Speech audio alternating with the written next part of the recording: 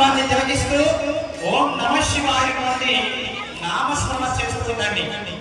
ఈ ఓం నమ శివాయ నామస్మరణ చేయడం వల్ల సకల దుర్గా నుంచి నివారణ అవుతుంది, సకల పాపాల నుంచి నష్టం చేస్తుంది. కాబట్టి మీ మనసులో కేవలము ఆ శివనామస్మరణ మాత్రమే జరగాలి.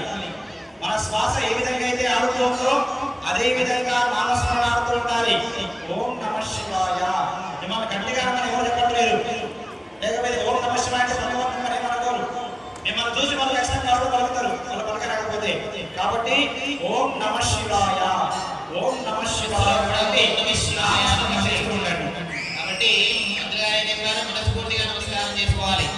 భూమిపైన అన్నింటికంటే వేగంగా పోయేదేంటమ్మా మన మనస్సు కదా. మన మనస్సు ఇక్కడ నుండి ఎక్కడ ఉండదు, ఇంటికి పోవాలనుకుంటే ఎప్పుడు వెళ్ళిపోతుంది కదా. కాబట్టి ఆ చంచలమైనటువంటి మనస్సును లగ్నం చేసుకుని ఆ లగ్నమైనటువంటి మనస్సును ఇక్కడ పెట్టి మంత్రులుగా చెప్తున్న మంత్రం విని ఆ స్వామి నమస్కారం చేసుకోండి కదా. రుద్రపారాయణం కలిసే